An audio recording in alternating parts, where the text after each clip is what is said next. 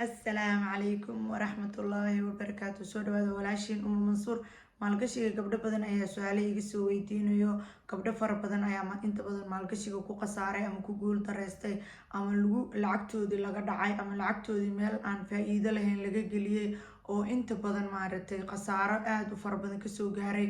Marka gabar kasta su'aalo badan ay isweydiinayaan maxay tahay ciladu, maxaan aniga mar walba u khasaaraa, maxaa mar walba u guul dareystay, maxaa mar walba intaasoo mar 2 3 4 5 ayaan khasaaray.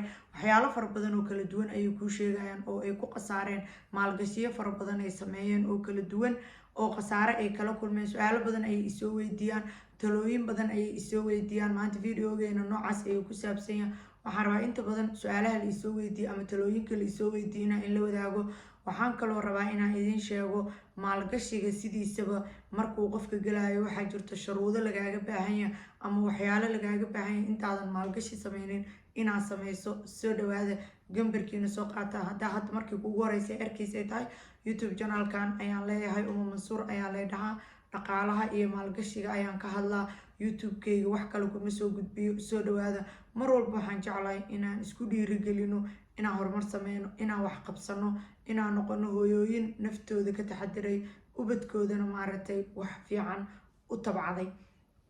waxaa muhiim ah gabar kasta markay maalgashi galayso kow inay horta maalgashiga ay galayso ay si fiican iskaga baarto, ay maaragtay baaritaan fara badan ku sameyso, rogitaan fara badan ay ku sameyso. sababto waxaa haddaa waa iska gal, qof kastaa wax kuusoo bandhigayo, qof kastaa maaragtay fikirkiisa ama wuxuu asaga markaa sameeyey kula wadaaga, laakiin go-aanka ugu dambeeya gacantaada ayuu ku jiraa.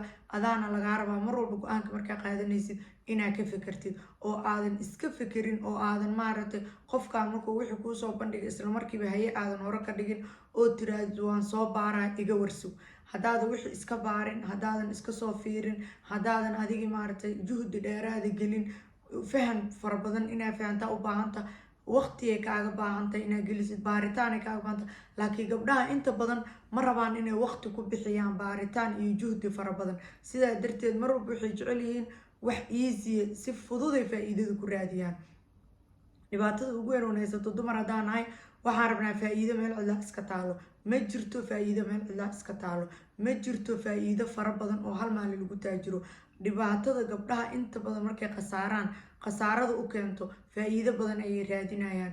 waxay iska galaan waxayse ka fiirsan, waxay iska galaan waxaysan baaritaan u sameyn, waxaan juhdi badan ka gelin. qof hadalkiisa ayay iska aaminaan. ma lagu diidan inaad dadka aamintid, laakiin horta waxaan gelaysid isweydii meeqa sano oo qofkan ku jiraa, muxuu asaga ka faa'iiday, muxuu asaga u galay, khibradiisa noocee leeg ayuu kula wadaagi karaa. okay, dad kale ma ka maqashay waxaan wax oo dadka dhan ogyihiin miya, mase waa waxaan dadku ogeyn. waxaasoo dhan haddaadan adiga isweydiin, asaadan adiga la imaan baaritaankooda, asaadan adiga taxadirkaas la imaanin, waxay danta kugu kalifay god inaad ku dhacdo. tusaale ahaan gabar ayaa ma-su-aal isoo weydiisay, waxay ku tiri Umu Mansuuray lacag ayaan haystaa $30,000, waxaan rabaa inaan maalgashi ku sameeyo. wiil walaalkay ayaa wuxuu ugu yiri boos ku gado. okay, walaalkaa fikir fiican uu ku siiy, wuxuu ku dhaha boos ku gado.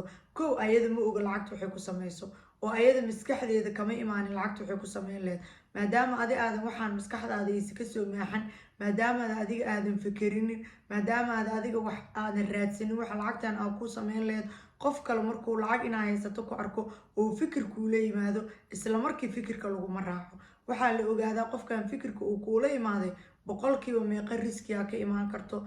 qofkan asaga wax gacantiisa ku jiro miyaa, mase waa wuxuusan asaga maaragtay uusan waxba ka bedeli karin. dhul markii lagu dhaho lacag geli, qofka su-aal iyo talow ku siiye, laakiin go-aanka ugu dambeeya adiga iskale. mar walbo gabdhaha waxaa jira cabsi fara badan ay dareemaan oo waxay ka cabsadaan in la dhaco. waxaad ogaataa maalgashigu khasaare iyo faa'iido labadaba isbarbartaan. ama waad khasaaraysaa ama waa faa'iideysaa, laakiin adiga ayay gacantaada ku jirtaa inaad khasaarada u bareerto iyo inaadan khasaarada u bareerin oo aad iska dhaafto. haddaad tiraahdid wax walba waan ka cabsanaa, wax walba waan ka shakinaano horumar ma gaaraysid. sidaa darteed markaa maalgashi sameynaysid waa inaa istiqaaraysatid, waa inaa baaritaanka saxda samaysid, waa inaa wadnahaada adkaysi fara badan iyo maaragtay go-aankaadu uu go-aan adag noqdaa. sababta haddaad tirahdid khasaarada kale hadday kuu muuqato, khasaarada iyo faa'iidaduba isku dhinac ayay kaa jiraan, mid aad heli doontid ma ogid. laakiin adiga waxaa lagaa rabaa waxaan wax cusub miyaa, meeqa sanay jiraan, qofkan kuu sheegayo muxuu asaga ka faa'iiday, labadiina ku cusub tihiin, ma horow maalgashigan u sameeyey, waxa uu asaga kaaga dhaamo ama kaaga aqoon badan qofka ku tilmaamayo waa inaad og tahay. wax walba markii la bilaabayo way adag yihiin, wax walba markii la bilaabayo cabsi fara badan iyo walwal fara badan ayaa kugu jiro. laakiin markaad la qabsato ood gasho, ood ogaato waxaan inay aamin yihiin, ood ogaato waxaan inay wax seefa yihiin, markaas ayaa waxaa laga yaabaa inaa istiraadid oo shalay la imaato tiro alla maxaan shalay u badsa waaye, alla maxaan shalay iskugu yareeyay lacagta. lacag kasto markaa maalgashi gelinaysid xanuun ayaa dareemaysaa, sababta lacag ayaa jeebkaada ka baxayso, waxaad kala kulmi doonto ma ogid.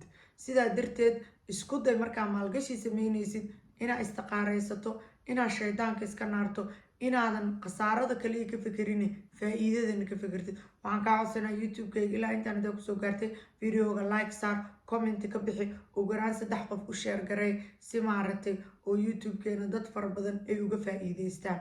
waa mahadsantaa. marka isku day inaad khasaarada kaliya ka fekerin oo faa'iidada ka fekertid, qalbiga iyo niyadan ku hay inaad khasaari karto iyo inaad faa'iidi karto. ilaahay tala saaro, maalgashiga gal, sababta waxa kaliya oo horumar ku gaarayso waa maalgashiga. mushaar la qaato ama lacag hal meel kaasoo gasho horumar laguma gaaro.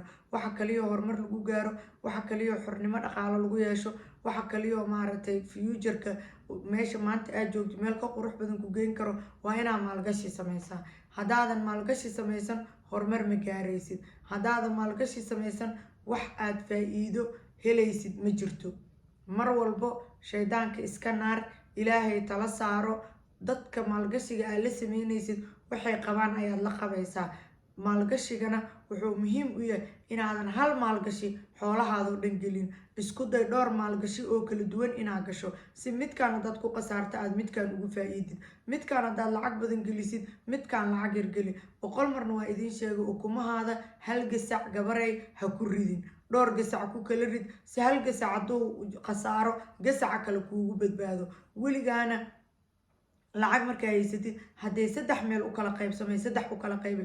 tusaale waxaa haysataa $15,000, $5 boos geli, $5 waxaa laga yaabaa inaad qof ku darsato sanadkii faa'iido kaa siiyo, $5na sheer geli, 3daas u kala qaybi. ama $5 qof u dhiibo, $5na dhul ku gado, $5na dahab ku gado. 3 meel ayaad u kala qaybisay. mar walba dad ka fikirtid inaad waxa 3 u qaybisid ama 2 u qaybisid, khasaarada kugu imaanaysana way yaraanaysaa. sidaa darteed isku day inaad mar walba ka fikirtid inaadan waxaada hal meel ku wada shubin, oo aadan hal meel markaa faa'iido ka aragtidna halkaas meel aad wax walba gelinoo aad ogaatid maanta haddaad faa'iidada maanta kuu soo baxday oo tirada badan sanadkan aa heshay, qasab maan sanadka soo socda inaa helaysid. haddii sanadkan lacag fiican aad ka faa'iido, sanadka soo socda waxaa laga yaabaa lacagta inay yaraato. sidaa darteed mar walba meeshaad lafa geliso faa'iidada kasoo noqoto, lafihi ha ku darini, meel kale la aad faa'iidadaadi. tusaalahaan 5,000 meel ku darsaday, 2,000 ay ii dhashay, 2,000 waa inaan wax kale ku samaysto. laakiin haddaan 7,000 ka dhigo waxaa laga yaabaa hadhow 7,000 inay iga wada gubato. laakiin markaan 2,000 kala baxo hadhow hadday 5,000 iga gubato 3,000 ayaa iga khasaartay. jaalafeygii wax way ii badbaadeen. isku day mar walba inaad sidaas u fikirtid, isku day inaad ilaahay tala saartid. gabar ayaa jirta ila wadaagtay inay mar dhow sameynayso maalgashi ay ku sameynayso $25,000. waxaan ilaahay uga baryaa gabadhaas inuu ilaahay maaragtay ugu kalifay videogan inaan sameeyo, ayada darteed inuu ilaahay u fududeeyo, ilaahay ku guuleeyo, ay noo soo celiso feedback ah faa'iidadii ay ka faa'iiday oo aan video labaad baarto 2 ka sameeya rajeyna. adinkana comment waxaan idinkaga baryaa gabadhaas inaad u duceysiin. videoga xiga intaan ku kulmi doono waa walaashiin Umu Mansuur oo idin leh assalaamu calaykum waraxmatullaahi wabarakaatu.